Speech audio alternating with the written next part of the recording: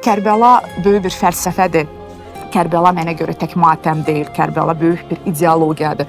Kərbəla çox güclü kişilərin təcəssümüdür, bizim üçün qoyulan nümunədir və biz çalışmalıyıq ki, hər zaman əgər biz o qapıya gediriksə, həmişə özümüzə sual verək ki, biz bugün sizin bu qapıya gəlməyə layiqik.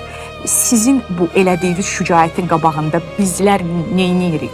Və mən o Kərbəla ziyarətinə görə Yaradana, ona vəsilə olan hər kəsə içdən təşəkkür edirəm və bugün sizə də təşəkkür edirəm ki, siz bir şərait yaratdınız ki, mən bu hisslərimi danışa bilim. Çünki mən çox hər zaman arzu eləmişdim ki, Hüseyn İbn Əli, İmam Hüseyn haqqında, ona keçirdiyim o hisslərim haqqında, ona olduğum o, belə deyim, hörmətim, sayğım, yəni bəlkə də yeganə bir onlar qüvvədirlər ki, belə deyim, açıq, səmimi, pafızdan uzaq. Onlara görə ən kəskin addımlara mən gedə bilərəm. Yəni ki, onu mən hiss eləmişəm. Çünki onların özlərinə görə, o elədikləri əməllərə görə.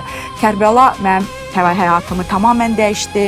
Mən bütün arzularımı dəyişdi və mən bugün də açığın sizə deyim, gördüyüm bütün işlərdə hədəfi qoyuram ki, artıq mənim bir nümunələrim var. Mən bilirəm mən nə istəyirəm, mən bilirəm mən nəyə doğru gedirəm və ona görə də çox xoşbəxtəm və çox minnətdaram Yaradana həqiqətən.